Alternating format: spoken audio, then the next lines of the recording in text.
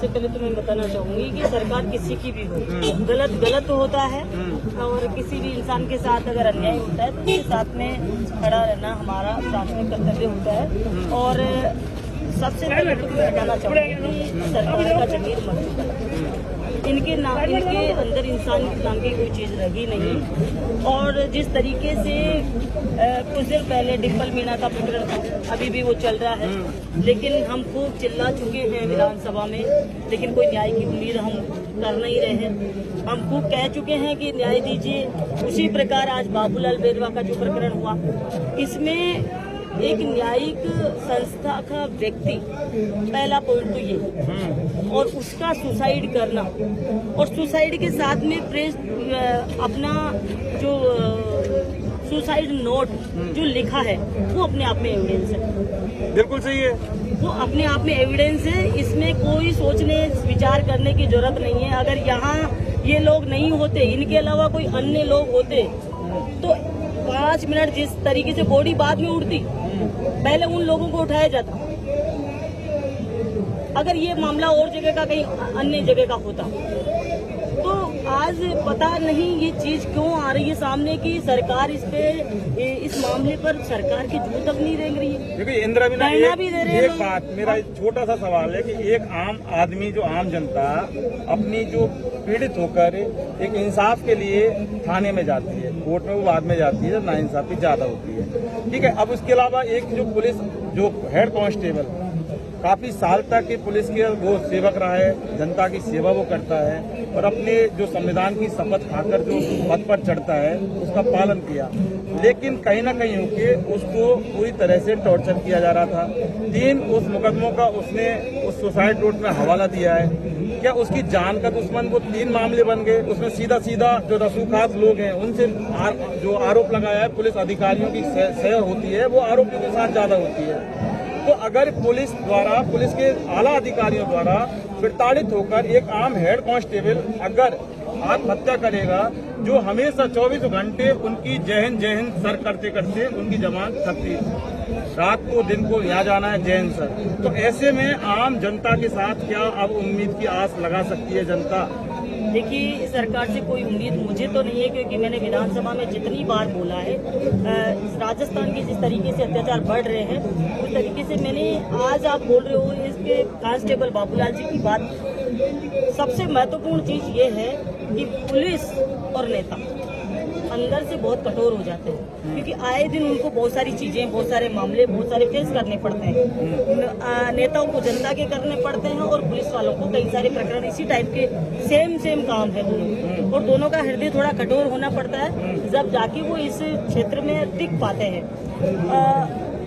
उस परिस्थिति में वो व्यक्ति अगर सुसाइड किया है उसने, तो बहुत बड़ा, बहुत ज्यादा टॉर्चर उसको किया गया होगा, जब जाके उसने सुसाइड किया होगा। इतना हृदय उसका इतना कमजोर नहीं रहा होगा जो कि वो सुसाइड करने के लिए मजबूर हो जाए, लेकिन उसको यहाँ तक वो पहुँच गया होगा कि मुझे जिंदा रहने में कोई अब दिलचस्पी नहीं है, और मैं जिंदा रहूंगा तो जिंदा भी मरे के बराबर रहूंगा, जब जाके उसने सुसाइड किया होगा। देखिए, FIR नंबर 293 मेरे पास है। ENS भारतीय न्याय संस्था जो नया कानून बना है, 108(6)(1)(2)(b), 199A धारा 201 SC/ST 311 कंप्लीट धारा है। इसमें जाना ही नहीं है ना, कागज पे क्या लिखा है। पहला दिन सबसे पहले सुसाइड नोट मिलते ही उन लोगों को उठाना चाहिए था, उन लोगों को सस्पेंड करना चाहिए था, लेकिन इनका जमीर मर चुका है, इनके अंदर इंसानियत खत्म हो चुकी है। अच्छा, ये पत्रकार का नाम लिया जा रहा है, उसकी क्या भूमिका है? सिर्फ पुलिस का काम अलग होता है, पत्रकार का अलग होता है, लेकिन ये कॉम्बिनेशन कैसे? देखिए, पत्रकार पुलिस अब कहीं ना कहीं कोई न कोई मामले में वो होगा, पत्रकार भी शामिल होगा, जब भी उसका नाम आ रहा है। नाम बिना वजह किसी का आपका नहीं आया ना, नहीं आया, समझ चला। तो कोई किसी का ऐसे क्यों आएगा नाम?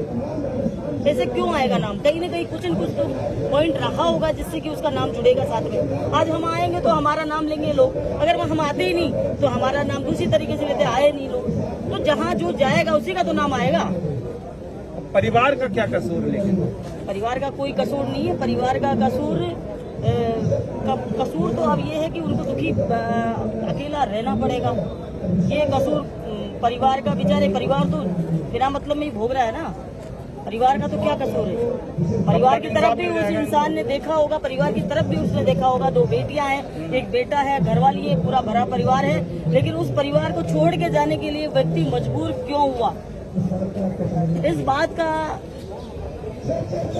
सबसे पहले इस बात पर सोचना चाहिए और कार्रवाई करनी चाहिए सरकार को। लेकिन सरकार कार्रवाई करने के लिए अभी तक 4 दिन में अगर वो मैंने देखा पिछले 5 साल कोई भी प्रकरण हो जाता था तो हम देखते थे माननीय मुख्यमंत्री जी संबंधित इलाके के अंदर हमें 5-5 बार फोन कर चुके होते थे, जाइए आप वहाँ क्या हो रहा है, देखिए वहाँ क्या हो रहा है, क्या निस्तारण कर सकते हैं। जैसा वो देवली उनियारा में हुआ, हरीश जी धरने पर बैठे, मैं और रमेश जी मीणा दोनों हम लोग गए और क्या मांगे हैं हमसे सीएम ने बुलाया, जाइए आप, और क्या मांगे उनकी पूरी करवा। वो तो इसलिए कि वो धरातल के नेता थे और यहाँ वो पर्ची से नहीं बने थे ना मुख्यमंत्री, वो तो धरातल के। देखिए जहाँ भी अगर मेरे इलाके में भी कोई घटना हुई हो तो तुरंत सीएम का फोन आता था कि क्या स्थिति है, क्या कर सकते हैं, हमारी तरफ से हम क्या कर सकते हैं कि जनता उससे सहमत हो सके। ये मैंने महसूस किया क्योंकि इनके अंदर इंसानी जिंदा थी। अच्छा, डिम्पल मीणा के लिए क्या आपका जो नेक्स्ट रणनीति रहेगी? क्योंकि उसके मदर फादर को भी गिरफ्तार कर लिया पुलिस ने, बयान के लिए बुलाया सिर्फ मामा को,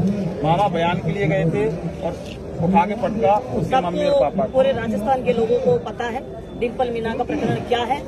विधानसभा में हमने बोल दिया और उसके बावजूद भी उनके मुंह तक नहीं देखना।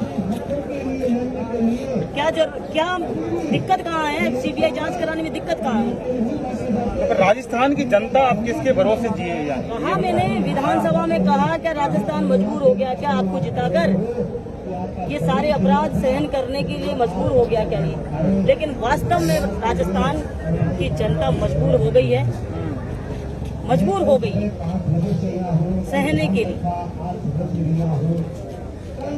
देखिए, राजस्थान की जनता को अब सहना पड़ेगा। इंदिरा मीणा ने सीधा सीधा बोल दिया है, ना कोई इंसाफ ना कोई न्याय। न्याय के लिए जब जहां जाते हैं वही जो न्याय के अधिकारी होते हैं, जो कहे जाने वाले खाकी वर्दी, जो अपने आप में एक खाकी होती है, लेकिन आज वो खाकी खुद सवालों के घेरे में, यानी शर्मसार हो चुकी है खाकी। इसी खाकी ने